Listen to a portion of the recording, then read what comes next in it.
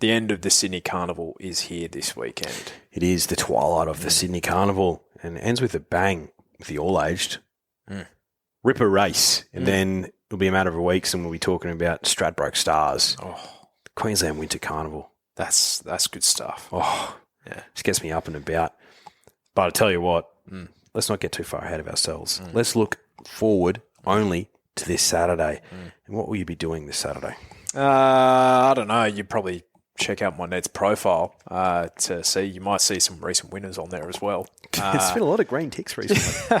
One during the podcast, I might add, which was nice, but you'll have to listen to see. And maybe it's worth just checking it every now and then. Yes, absolutely. I think so. You can also do everything else that you want with the good people at Ned's. Bet on the win, bet on the police, and bet on all sports as well. There's been some great sport happening recently. We also talk about the tipping comp. Thanks to everyone who got involved. We have joint winners. They're going to have a tip-off this weekend, which is very exciting. Anything else that's got you up and about? Oh, just life, mate. How good. But what is gambling really costing you? For free and confidential support, visit gamblinghelponline.org.au. Drifters, hello and welcome to the season finale of season 10, mate. 10 seasons of this dribble. Can you believe it? Double digits. 10 seasons of, to your point, dribble. I couldn't have said it better myself. Actually, mate, you got a little bit of something on your chin. I think it is dribble. Tatts Tiara Day. It's a bit of a weird end to the season, isn't it? Because you sort of have the Queensland Winter Carnival culminates in a Stradbroke Day, and then it's like, oh, by the way, 2 weeks later, hey, Tiara Day. Doesn't really make sense, does it? No. And we call it as we see it. Some group runs belong on the calendar, others don't. And I'm not sure if this one does. No, this would be a fantastic Group 2 win and you're in for the Stradbroke. The following year, yeah. No, 2 weeks prior, you know what I mean? But then you've got the Kingsford Smith, so it's like, well, anyway. Yeah. Should be like a win and you're in weekend.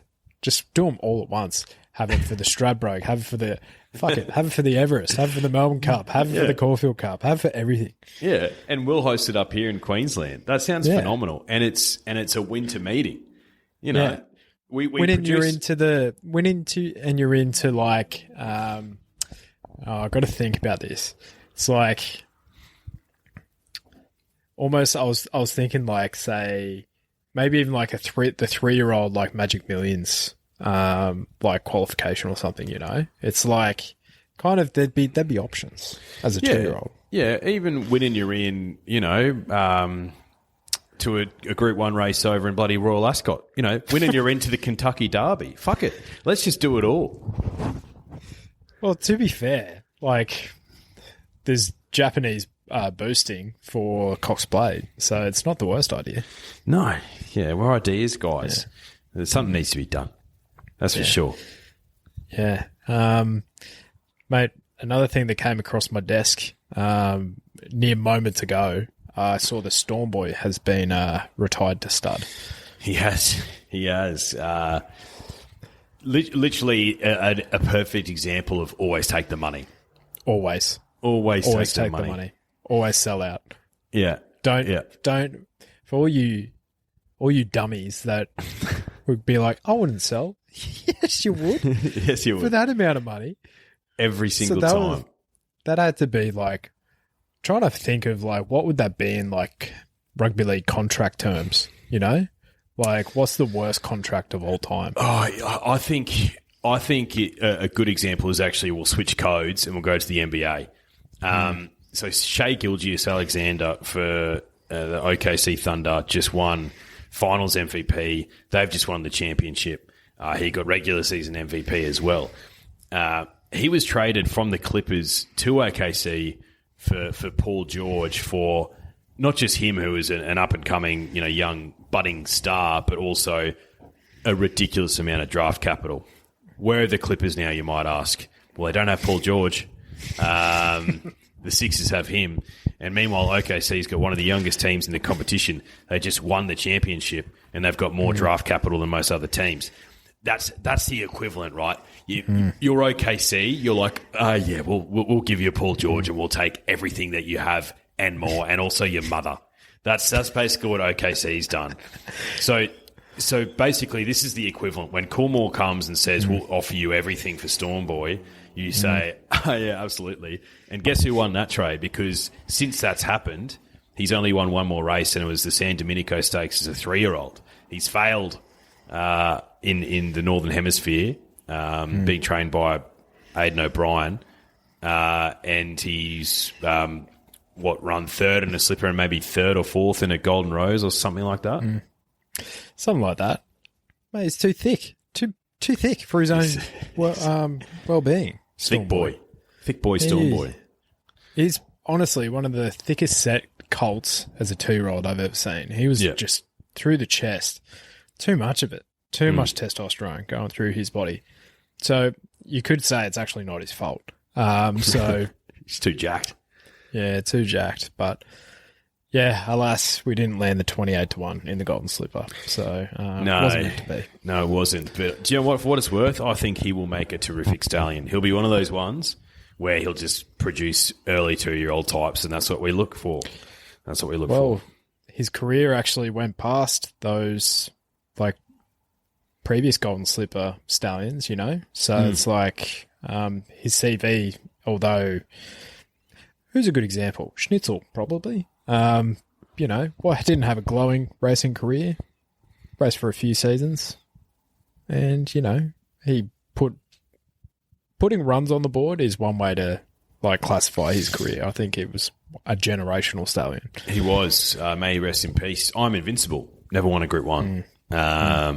And, yeah, one of the best stallions we've ever produced. So there you go. Who knows what's going to happen? All right. Shall we get into it? Let's get into it, mate. Eagle Farm, Tiara Day, just to close everything out. What do you reckon?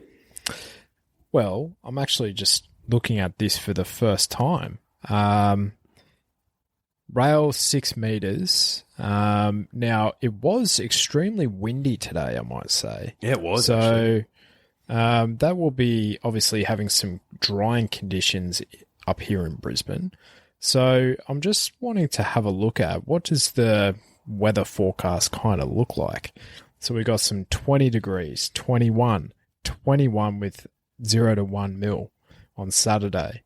So I reckon it'll most likely be a good track. I think so.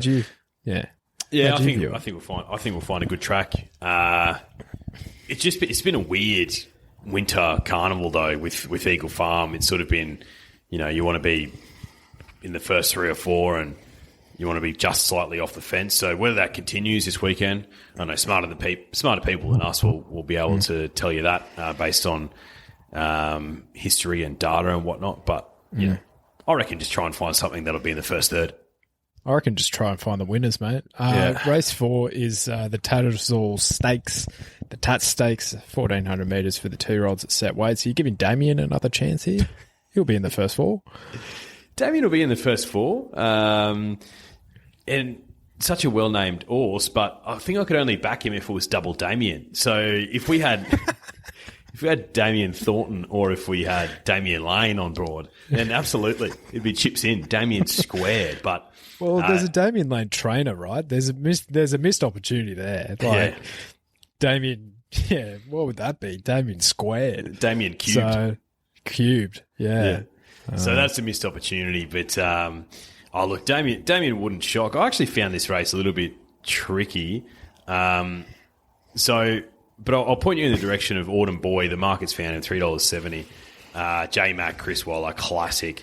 But he had a really, really nice debut run in Canterbury, beating home Central Coast, who was a very expensive Coolmore colt or filly. I can't remember. And Autumn Boy looked really smart that day. Ran him down nicely. So I'm going to stick with him. He gets a nice enough draw. And J-Mac wasn't on him last start, but he showed a bit of talent. So lo and behold, J-Mac's on him this start. Yeah, and Jason Collette jumps on Damien. So Autumn Boy, I wonder who he's out of. I feel like the Autumn Sun has more girls than boys. Yeah. I think his first couple of years at stud have shown that he breeds classic girls, but Autumn Glow is obviously probably more of a middle distance type. And none of his male progeny have done anything of note off the top of my head, but maybe Autumn Boy's a bit of a changing of the bit of a fork in the road, so to speak. Yes, yeah. I reckon it'd be hilarious if the Quinella in this race was Damien Lockyer. That would be funny. Just like so close. So close. So but, close. So it'd be like the Timu version of Darren. So, but yeah, Damien Lockyer, that would be a hell of a result. 13-1 and 51-1 in the Quinella there. The Tatts Cup 2,400 metres Group 3 at set weights and penalties. You have a really, let's call a spade here, a really dross field of stayers here. Sir Lucan absolutely donkey licked him last start at Rose Hill. I think he went back-to-back in the Winter Cup. Beat home Don Diego de Vega that day. Any strong opinions here? Sir Lucan back on a good track. He's only got 1 from 17 there. Look, I thought Mr. Waterville in the Brisbane Cup wasn't the best ride I've ever seen. Bringing him back from 3,200 metres to 2,400 metres has to be a bit of a query. But I thought he finished off nicely there, so maybe that'll allow him to be ridden a bit more positively and up on the speed for a 2,400 metre contest. But no, mate. Like, look at some of these. How could you have any confidence? And if you do, I'll be shocked. Like, I know. I'm looking at this for the first time. I'm learning that Man's Oyster ran third in the Brisbane Cup, so that's news to me. He's there or thereabouts. He's not that far away. I think Banker's Choice is the easy bet here. Clearly, out of his grade in the Q22. Subsequently finished 7.5 lengths back. This is far easier for him. 2 weeks between runs. Barrier 4 should go forward, control it. Something to run down. Banker's Choice at $8 to $10 with the good people at Ned's. Easy bet. Fair enough. Yeah, I'm a fan of the Banker. He's found form. Yeah. And I'll have a short-lived soiree with him, and then we will be done, and we'll never speak again. Yeah. Get out of the casino, so to speak. Yes, well said. The Tatts Gold Crown at 2,100 metres listed for the fillies and mares. Set weights and penalties. Pulchritudinous was a little bit disappointing last start. Wasn't really expecting her to go so far back that there was no horses behind her. On a day where you couldn't make ground. So there's potential for gives there. Stuck at the mile out to 2,100 could be a tick. Marymount Bula has kind of teased us that she loved this distance, but she's also been kept to the mile pretty much exclusively for the last 6 months. And then there's obviously other chances. Where'd you land? Yeah, I've got to forgive Pulchritudinous, I think. I was on her last start and, completely expected her to be in the first third, and she wasn't. Gate 7's a little bit sticky here, but I think they learnt their lesson from the last start, so I'm prepared to forgive. And sometimes off a tough second up win, they can regress third up. So, yeah, hoping she finds some form. I'm happy to have a look. Interesting runner for Johnny O'Shea. Quietness. Second up, Australian debut was good behind Lock Eagle, but it's Lock Eagle, you know what I mean? Yeah. So, had 52 kilos in the Sydney Roosters Partners Handicap. There's a race name. Second up here, profile suggests that she will appreciate the good ground as well, but 440 had an SP profile of about $20 there, so unsure. Yeah, might need to see it. Yeah, fair enough. Yeah. Okay, let's have a look. The Tatts Mile. A lot of Tatts races here. 1,600. Big Tatts Day. 1,600 metre listed. At handicap level, you have the likes of Democracy Manifest, Rising Pacific, and the like. Any firm opinions about this race? Not super firm, but I'm happy to have a bet on the Inflictor. He's drawn sticky here, but he's a horse who can jump the gates and move forward and absorb some pressure. And it was just too much for him in the Stradbroke. But he went into the Stradbroke as like a $15 pop, maybe, the Inflictor. So finds himself here at $5.50. This is a much easier race. Bit of weight relief as well with Rachel King on. So I'm happy to have a bet on the Inflictor. It's a nice story as well, nice consolation prize for the connections, I think. Mm-hmm. Yeah, I feel you. Rising Pacific wasn't terrible against Transatlantic, and a soft 5. He looks at any sort of wetness and a shiver goes down his spine. So if he finds a rock hard deck this weekend, which I anticipate he will, he could bounce back here as well. He was a winning machine prior to that. The other one is my old mate, Chrysaor. Hard to find Chrysaor, but typically when he is found, it's at a hell of a price, and I'm looking at $18. So I could be tempted there. Good horse. He on his day he can be a good horse. There's a lot of days where he decides not to be a good horse though. He's very naughty. I was saying tempted was a good horse. Oh. He's I wouldn't classify him in the good basket, I don't think. No, naughty I'd say. Yeah. Rising Pacific, Andrew, brother of Katie, in the saddle from Gate 4 should find a nice spot. He's been going pretty well this year, Andrew Mallion. I feel like he finds a lot of winners at the Sunshine Coast, Andrew. Yeah, I think he does too. Away from the big bright lights. Yeah, which I can respect. Yeah, absolutely. Now, race 8, the Blue Riband. Tatts Tiara, 1,400 metres, Group 1 for the fillies and mares at weight for age level. I'm looking at a few Yulong horses here. Grinzinger Burger has made the transition over to the Team Green. Coco's son as well, who was a late scratching last, I think might have even been on Stradbroke Day. And yeah, Samana's already made her way there as well. God, you look everywhere here, mate. Firestorm was heavily backed on Stradbroke Day, maybe easy a little bit late, the way that the track was playing. So, but she's the $4.20 favourite here, just outside of Floozy, who is a winning machine and has a better racing pattern. Mm-hmm. Just cousin Angela get her Group 1? I think cousin Angie does, yeah. I like Floozy in this race. She's just been, not bomb-proof, but pretty much bomb-proof, being a winning machine since joining Tony Gollan from the Mick Price, Michael Kent Jr. stable. I think they've lost a few, those lads recently. I'm happy to be with her. Yeah, she'll find a good spot. She's proven up here. The Queensland form has been coming to the fore throughout the carnival. Tony Gollan's been going super. And Cousin Angie's been riding really well. So I'm happy to have a bet, particularly when you're getting pretty much the same price for her as opposed to Firestorm, for all the points that you outlined.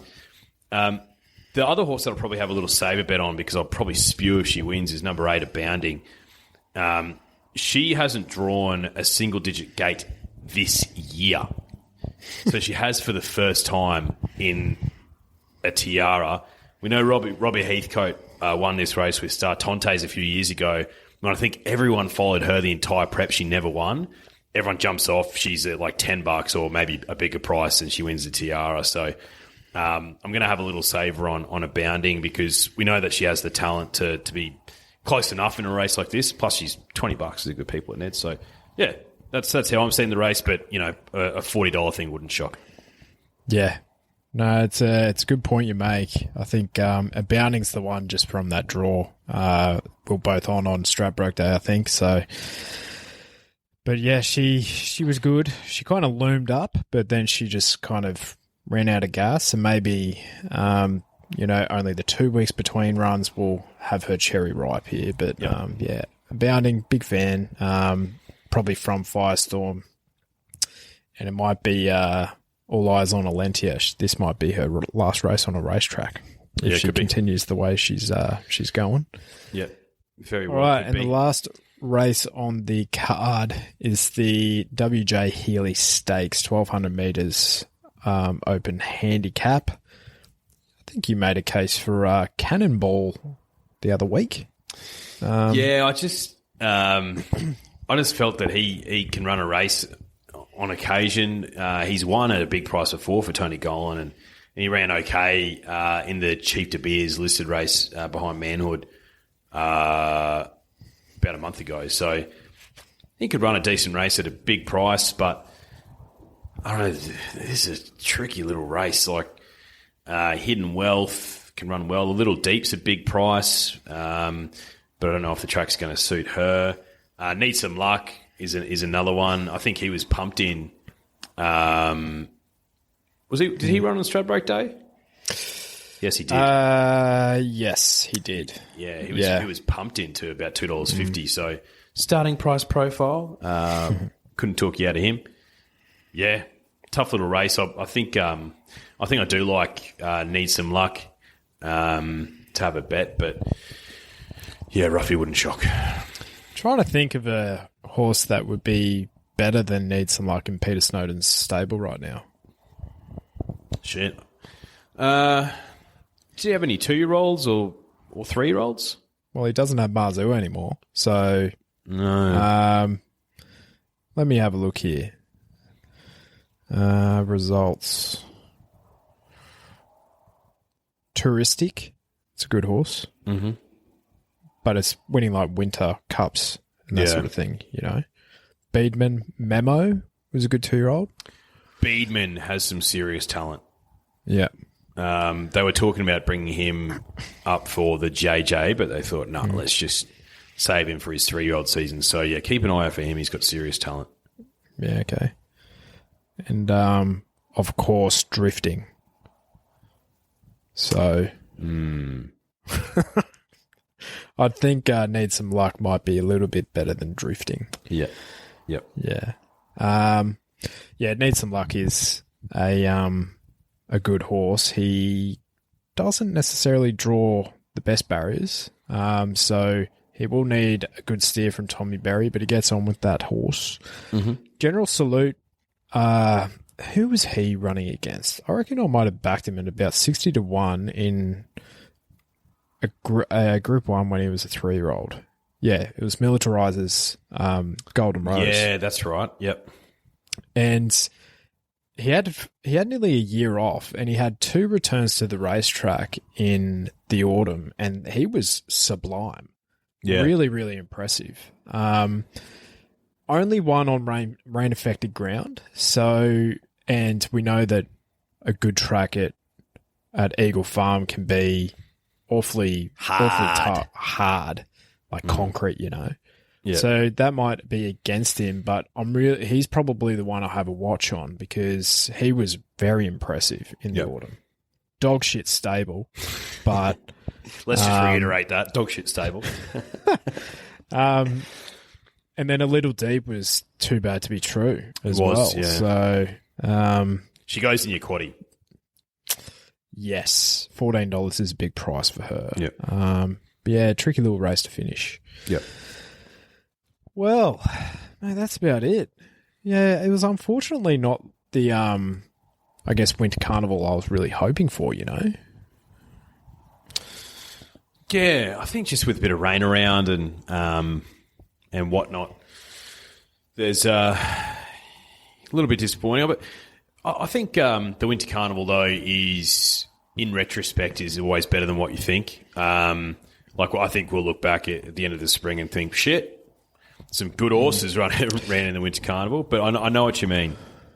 I think, we've locked in the Caulfield Cup winner. Yep. Sir Delius. Delius?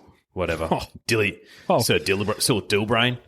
Yeah. He'll make the others look like they're dilly-dallying. Like, he's just going to absolutely brain him, I think. A Frankel Northern Hemisphere colt still has his nuts. So I wonder if they'll geld him for the spring because, he's going to be aiming for those longer distance races. Mate, I hope not, Cup's because we need double. more of that here. Cup's double. Bang. Yeah. He is, he's... If Knight's Choice can win the Cup, he can win both. Mate, we don't have a lot of depth at the moment, do we? Just across the board, but particularly with stayers. Like, Jesus Christ. But he was, honestly, for the entire Winter Carnival, he was probably the highlight for me. That Lord's Mare Cup or whatever he won was outstanding. Yeah, I think he was fantastic, absolutely. War Machine, for me, is a horse who I think will be running in our Group 1 sprints, but he doesn't give me the vibes that he's going to be dominant at all. I think he could probably pop up in one. And I think Cool Archie is as a 3-year-old colt will be pretty good, but it's just whether he's going to measure up with the Sydney and Melbourne colts as a 3-year-old. We'll see. I hope he does. That'd be a great story. Mate, to be honest, the highlight for me over the last few weeks was a little filly who won last week down the Flemington Straight called She's an Artist. Absolutely brained them. Big chestnut filly with massive white, baldy, Cascadian, abounding type face. Only a second start and put him to the sword and broke the clock, apparently. So, daughter of Trapeze Artist, he was a good sprinter. She's definitely one to watch in the 3-year-old sprint races. Yeah, okay. Actually, maybe she'll be a 4-year-old, sorry. So she might be one who features in those sort of handicap sprint races. Yeah, no, I like it. Have you seen the Chris Gale interview at Royal Ascot? I have not. Oh, mate, it is hilarious. Okay. Let me... just give me a second, I'll find it.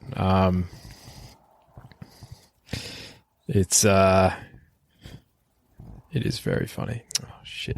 Give me 2 seconds. You're all right.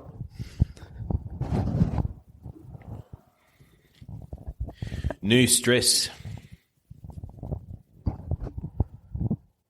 Who's going to win the Everest this year? Was it too far out? Kaying Rising will brain him if he's coming. No one will beat him. Yeah, true. He's a length better than everything we've got, at least. At least. What else are the big races? Cox Plate, Via Sistina or Antino, Caulfield Cup, Sir Delius, Melbourne Cup, whatever. All right. I'm ready. Ignore the account. But what's Winners? I'm not so lucky. You know what? I bet on a horse, and you know what? It's still running. Yeah, well, It hasn't finished it yet. which can be winners? I'm not so lucky. You know what? that I'm laugh? not so lucky. That laugh is all time. All time. We've all been there. That's why. We've all been there, I know. Chris. Like, I know. I've had a shit day. Oh, especially Royal Ascot. Holy fuck. That was yeah. I think I did see a drifter in the DMs actually saying that Royal Champion finished third in a race over there. Yeah, so he's back over in the UK. So it's like, Bro just couldn't handle it down here. nah, yeah, couldn't handle the bright lights. Yeah, which is interesting. As for a failed, Yeah.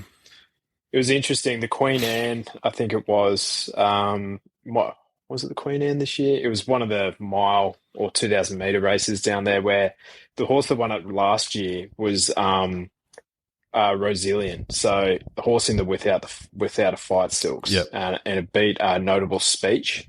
They went around again, and the horse that won that race was Docklands this year. That's where Yeah, Mark I Zara saw went that. fucking insane. Yeah, I saw that.